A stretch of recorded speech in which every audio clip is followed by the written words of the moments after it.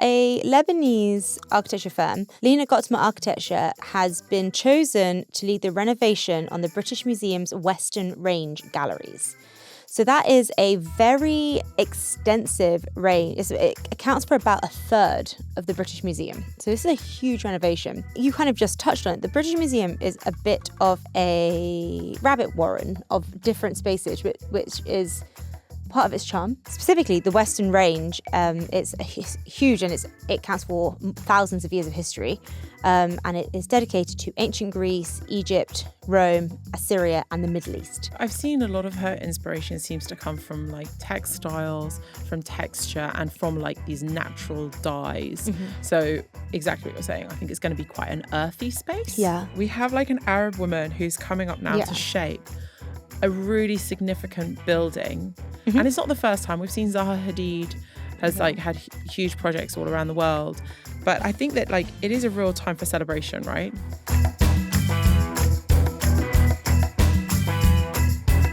Hello everyone. Today we're going to be talking about the Lebanese architect who's reworking part of the British Museum.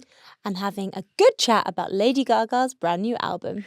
This is Culture Bites coming to you from the National News. I'm Enas and Farah. And I'm Farah Andrews.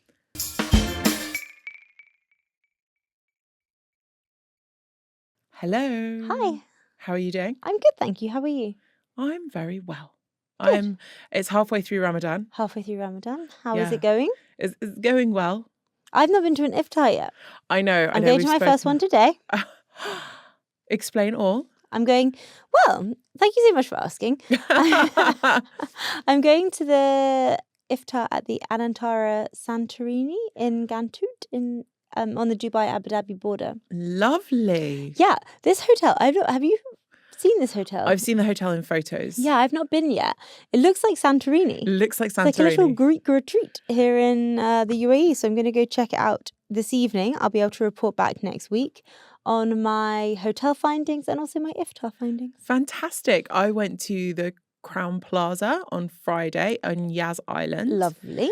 And the staff were just so delightful. And it was a really lovely Ramadan experience. I do believe that is one of the iftars included in the National's very own affordable iftars roundup. And it was included in the National's roundup of affordable iftars. So if you haven't yet checked out the article and you're thinking about going to an iftar, have a look at our piece. And you've enjoyed it?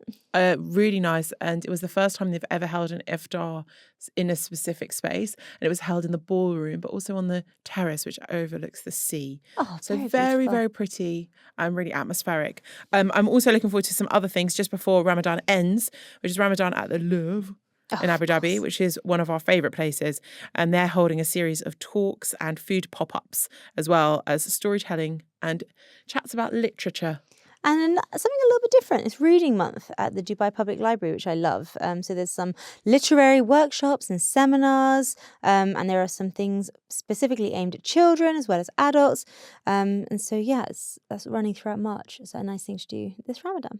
Yeah, there's so much stuff to do. And you've only got half of Ramadan now. There's 2 more weeks. It does go quite quickly. Maybe not for everyone fasting. But You've anyway, been fasting. I have been fasting. So how's it gone quickly for you? Yes, still quite quick. Everyone's experience is different, but hey, it's everyone's experiences are different. Shall we talk cultural institutions around the world, namely Britain? I mean, yeah, great place to start. This is a really interesting article. So if you haven't seen it, please do check it out. It's our piece on the Lebanese architect who is shaping part of the British Museum, which you can explain a bit more about. I'm going to talk about the British Museum because, as we all know, I went to university in London. And my university was right beside the British Museum. So we used to go quite a lot. It's free to enter. So if you are in London and you are around, do go there. There's lots of different pockets of places which you can kind of go on a global journey within one building to look at art and artefacts. Do you want to now talk about this new section? So I'm going to correct you. It's not a new section. It's a refurbishment. It's a reconsidering of a section. No, it's all good. So a Lebanese architecture firm, Lina Ghotmeh, am I saying her surname correctly? Yeah. Thank you. Lina Ghotmeh Architecture has been chosen to lead the renovation on the British Museum's Western Range galleries. So that is a very extensive range. It accounts for about a third of the British Museum. So this is a huge renovation. Big. And you kind of just touched on it. The British Museum is a bit of a rabbit warren of different spaces, which is part of its charm. But the renovation, it kind of has, particularly this part of the museum, has kind of grown over the course of more than 100 years of kind of galleries that have been kind of added on and extended and extended.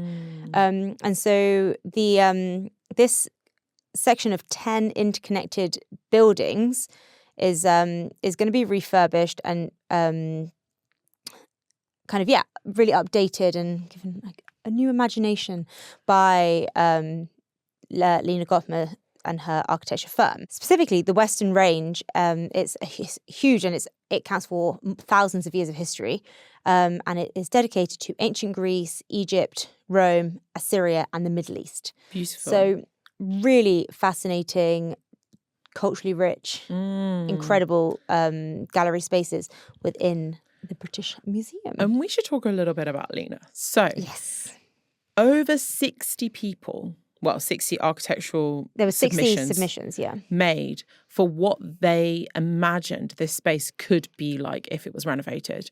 So that's a lot of work has gone into lots of different people's submissions. And she was like whittled down, and then she won. Yeah. She won out of over 60 architects. So LGA, the firm, obviously it's not completed yet, so we can't see how it actually looks. But the renderings are incredibly beautiful. They're very and quite naturally, taking a lot of inspiration from nature, a lot of beautiful neutral colours, a lot of stone, and in the British Museum, there are the kind of like, I described it as a bit of a rabbit's warren, but they're with the kind of like snug gallery spaces. But there are also the big cavernous spaces that kind of do house some of the very, very dramatic, large scale pieces. And there's like the big atrium as you walk in where there's a lot of light. It's very modern.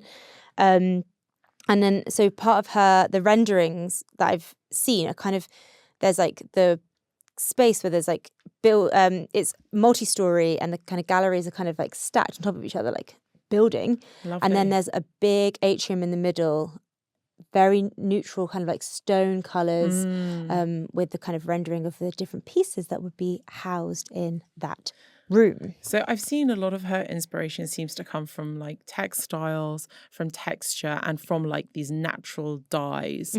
So exactly what you're saying. I think it's going to be quite an earthy space. Yeah. And in her renderings, there's a lot of kind of like use of stone, literal stones, and kind of like natural grid on the floor. So it's going to be fascinating. In the interview that she did with The National, she described it as a feeling of sharing, of collective joy, and an expression of deep humanity that arises from the connections and emotions that these moments evoke. It's both beautiful and soothing to see our efforts come to fruition and contribute to advancing our societies. It's also a feeling of responsibility, the responsibility to bring our visions to life and continue this path of striving for quality and beauty, which is really nice. I think this is really nice. So I feel like now we need to just touch on the fact that we have like an Arab woman who's coming up now to shape a really significant building. And it's not the first time. We've seen Zaha Hadid has like had huge projects all around the world. But I think that like it is a real time for celebration, right? It is. I think we can't have this conversation about the British Museum without acknowledging the controversies around the British Museum and the kind of constant conversation and constant debate about what the British Museum is doing well and what the British Museum is doing badly. And I think here, I mean, I've kind of skirted around it there. There's the British Museum is often kind of a bit of a living metaphor for Britain's colonial past, right? Yeah. There are a lot of things... Nail on the head, Farah. There are a lot of things within the museum that they've been collected, taken, stolen, historically by Britain, and kind of they're housed there. There's a lot of conversation at governmental level about what should and shouldn't be in the British Museum on an art level, a cultural level. Yeah, I mean, famously, Amal Clooney as part of the return of the marbles to Greece. Yes. Part of that conversation. So there are like huge lawsuits going on between countries. And, you know, the British Museum would argue like these things were given / protected from, you know, perhaps being destroyed. So there's lots of conversations. There are lots of conversations. I think it's also, I don't know, I'm not about to sit here and defend colonialism. That would be hideous and not what I believe. I think it's so complicated, right? Because it is a part of Britain's past. So there is, I think if it's the kind of right cultural conversation that we're having about it, I think a lot of the items should be repatriated and have to be repatriated. But then there has to be an acknowledgement that this happened and that Britain did this. And that should be part of the conversation in the British Museum. But it's kind of like, how is that? So interesting. How is it housed? How is it put on display? And there's... So yeah, you touched on the Parthian sculptures or the Elgin marbles. They have different names just depending on which I just refused both. I was just like, I'm not going to get involved. The marbles. Yeah. They come from the Temple of Athena on the Acropolis in Athens. And they are, I mean, as recently as December just gone, there was a kind of like a reignited conversation between Britain and Greece about who should have these enormous sculptures. And it's not just one thing. So it's in the British Museum, there are, I'm going to show myself as someone who's like not studied classics anywhere near enough. 15 metopes. I mean, who has studied classics? I mean, it's a very... Do you know what I mean? Like, don't be so harsh on yourself. One of my closest friend's sisters did a classics degree at university. Really? I'm like, we have a friend who did classical history. Yes, we do. 17 pedimental figures and a 247-foot section of a decorative frieze. They're all within the British Museum. That's like part of this collection. So it's not just one thing. Yes. And that's why it's so it's such an enormous point of contention, because it's a very, very big part of the... I'm trying to catch the eyes of our producer because she's Egyptian. So that brings us to seamlessly to the Rosetta Stone. Thank you so much. Yes. Which is a very contentious part of the British Museum's collection, and it's consistently being called for its return to Egypt. Yeah, it's an interesting time, but we are getting, as Lina Ghotmeh has now been appointed, so I feel like it is definitely, I know we touched on it, like a signal of a shift of how the British Museum is actually trying to position itself. Yeah, it feels like they're kind of, they're seeing what people are saying and addressing in a positive way, but perhaps a roundabout way. But we like the steps that are being taken. Yes. It's not the full repatriation of some of these cultural and things. Yeah. Items. However, it is inclusivity. And yeah, that's... She says. I mean, yeah, it's fantastic. It's like, in that respect, yeah, I think it's really important. It's great to see. I think there's a lot of conversation about how so many of these fields are so male. Yes. And then they're so white. And so having a not British, not male architect taking the lead on it is fantastic. My mother studied architecture. Did she? Yes, and she was the only woman to graduate from Greenwich in her year. That was in the 80s. Not that long ago. No, and that's like, that will be the class leading in architecture in the UK. Them, like, not leading, like they kind of, they'll be the kind of like senior architects, right? They'll be the leaders in firms, a lot of them. And if your mum was in a class of just men. Yeah, literally. So it's kind of interesting. Like we are like coming so far, and it is great to just get more representation in all forms of arts and culture. One being buildings.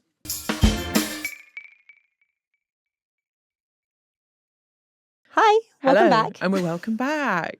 Thank you for joining us again. We're going to talk about Lady Gaga. Lady Gaga. So Lady Gaga's new album is out this week, and are you a Gaga fan? That was going to be my question to you. Are you a Gaga fan? I am. I'm not a little monster, but I'm a fan. Okay, yeah, I'm not a little monster at all. I think when Poker Face came out, it was definitely it was a moment. And I think if you weren't part of that moment, I mean, you're definitely not a noughties noughties, like early to, like it was noughties. That's Definitely a definitely noughties. noughties. You weren't part of that era. That was a big track in the club at the time. And not just in the club, a lot of on the radio, On everywhere. the radio. so I felt like it definitely was a bit of a moment. And if one of my dear friends, Rana, if she is listening to this podcast, she will know how much she loved that song and how much we played it running around her flat in London. I mean, her Lady Gaga's early work was everywhere. Yes. And it was era-defining. And I think we can probably both agree that Mayhem feels like a return. Bringing it back, yes. So her new album, Mayhem, which landed just this week. And it's exactly that. People are saying that it's really resembling that high energy pop style that kind of defined her earlier years. I will confess, and this is going to make me sound like I don't have an opinion of my own. Here's what happened in preparation for this here podcast. I didn't with Love Megan it on double speed. I listened to it in the background on actual speed. I love that. But I was like, this just is giving me vintage Gaga. It's giving me vintage Gaga. I then did a quick brrr of reviews, and the world agrees with me. The world agrees. It's a bit darker though. It's quite dark. So I think we should talk about, the fact that she has gone through phases. Yes. So all the monsters online are saying she didn't step away from her cult pop era. She went through phases. And one of her phases was a jazz phase. Mm-hmm. She actually released 2 albums with the late Tony Bennett. All they were centered around very, jazz. very close friends. Very close friends. Really moving. She's recently had a collaboration with Bruno Mars, which is on this album. Which is also on this album. A bit different though from her first big single from this album, which is Abracadabra. Which has the I think did you put this note in here? What did I put in? About the sound, the Roma. I didn't actually put that in, no. All the producers put that in. Go on. I listened to it and I was like, it's giving Bad Romance. It is giving Bad Romance. It is that kind of ooh. Yeah, it's really electro. And I describe it as gothic horror electro aesthetic. Oh, hello. That Gaga seems to encapsulate. Trademark Enas. And you're welcome. I'm bowing. The artwork for this album, I don't know how, because this is a different podcast, but it's how important marketing is and all this branding. Because even before I had listened to it, I'd seen so much of the imagery, and it's black and white Gaga. It's big eyes, yes, peroxide hair, and she was in American Horror Story. Yeah, a lot of the kind of similar, kind of quite haunting. I was like, she's dyed her eyebrows blonde. Yeah. You know what? I love that look. Is that one you're going to experiment with yourself? Madame? I would love to have the complexion. I feel to pull that off. Mm-hmm. I don't think I have the complexion, but I really love that kind of I'm going to have a blonde eyebrow. Maybe it's about the complexion, but I also think it's about the confidence. So if you are going to be the kind of person that goes out there and peroxides her eyebrows, it doesn't matter how dark your roots are. I will not be allowed to drop my children off at school. By who? Because my children will think, Mama, what are you doing? Okay. It's not cool. Well, anyway, so we let people express themselves. Yes. I'm going to point out one of my favourite tracks, though, from the album. Please. So, there's first single is Abracadabra, which we spoke about, and the video is really bad romancy. It feels like almost a continuation. So I've not watched the video. It's brilliant. Definitely watch it. Definitely watch it. And it's that, again, I remember when Bad Romance came out, I remember thinking, oh gosh, she's pushing the limits. It's arty, it's dance, it's of this moment. And somehow she's brought it back and she's made it of this moment too. So we're reliving that time again. But my favourite single is actually Killer. Okay. And there's kind of a tension funkiness to this track that I feel was a bit Prince. Oh. Hello. She went there. So, if you've written here, there's some funk. Yeah. Funk. I love it. The thing that I love about Lady Gaga is, and it's the kind of, we've had this conversation in the past about Beyonce and how Gaga is definitely the kind of, she lives her art, right? Mm. And so when she's going through her different eras and her different styles and genres, she is that person. For she's she's an actress as well. And I've read that she's very method, that she perhaps doesn't so much come out of character. Stop. When Did you like her in Gucci? I loved House of Gucci. Wasn't she brilliant in that? I thought that film was absolutely magnificent. I absolutely love that film. I was just about to say she didn't come out of character. That's what I read. If I'm wrong, Lady Gaga, please correct me. Only Lady Gaga, though. That she was in character for the duration of filming. Brilliant film. I really enjoyed that. And I loved her outfits and things. And she just commits all in. Like when A Star is Born. A Star Was Born. Yeah, I think that's something that you just have to. There's an element of Lady Gaga, I'm going to say it. It's going to be a little bit like theatre kid. Oh, she's and she is the theatre kid. Yeah, she's the theatre kid. She's like, I can sing, I can dance, I can write my songs, I'll be an art piece, I'll wear some meat. I'd forgotten. I would arrive at the MTV VMAs, I think it was, in an egg. In an egg, you know? But we love her for that. And I think that's the thing. Not enough people are arriving on the red carpet in eggs. You know what? And this is why, in my honest opinion, I quite like Doechii as well. I think that when we get these like cultural phenomena where there are these really brave, outrageous women who just push a genre. Yeah. Like Lady Gaga just was like, oh yeah, electropop, push. Doechii has done the same, I feel, with hip hop. And it's just like, let's just push that genre just, you know? I would like to let it be known that I once made a meat dress for my friend, not out of actual meat. I printed out, we would go to a fancy dress party, she was going as Gaga, and I printed out maybe 100 just photos of a steak in colour, cut them out, stapled them to a dress. Have you got photos of her? Yes. Can we just share them online, please? Yeah. Yeah. I mean, just share them. The photo isn't actually of me, it's of my friend, so maybe we'll have to go put a steak over her face. But that's brilliant. Yeah. So well done for you. Don't ask too many questions about who foot the bill for that colour printing of 100 photos of steak. Because it wasn't me. Oh, okay. Well, but I didn't work here. We're also, I am going back to Gaga releasing this album, Mayhem. I think, like, I love the name. I love where she's taking it. She's going back to electropop. She's also releasing this album just in time for, like, the festival hype. Oh, yeah. Okay. So people are already there's rumours just, if you go online, rumours are spreading. She's going to headline Coachella, which is a big Californian music festival, and she's like put down as like one of the names that could headline it in April. Oh, April! It feels really close. How have they not announced? It's across 2 weekends in April. 2. They run the same lineup for 2 weekends. Isn't that interesting? That's how big America is, that they need to double up. It wouldn't. Yeah, like you couldn't do that with Glastonbury. No. And you didn't want it to be that. What, did you have a carbon copy?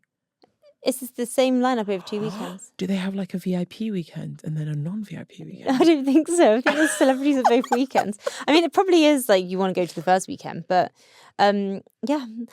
I don't know about you, but I wouldn't be able to tell you the name of every single Lady Gaga album to date. If you had told me that she had already released an album called Mayhem, I'd be like, yeah, that tracks. Like, it's so Gaga. It's so Gaga. Yeah, it's so Gaga. It is so Gaga. But this timing is, as you say, like, this is, I think we can expect to be hearing a lot of the singles from Mayhem and the album tracks from Mayhem. This is going to be kind of like Sound of the Summer kind of vibes. She's going to be on the festival circuit. These are going to be, I think, Abracadabra. I think I read that it's been top of the charts in the UK for the last 4 weeks. Of course it has. So it's...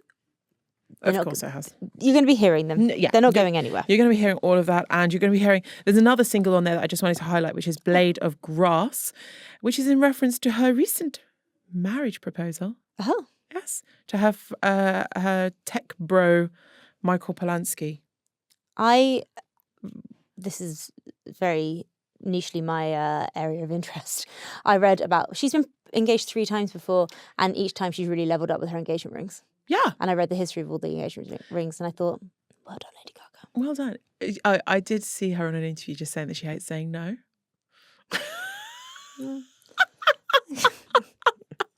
And that's how we all, And all that's end up how in we certain places. all end up in these messes.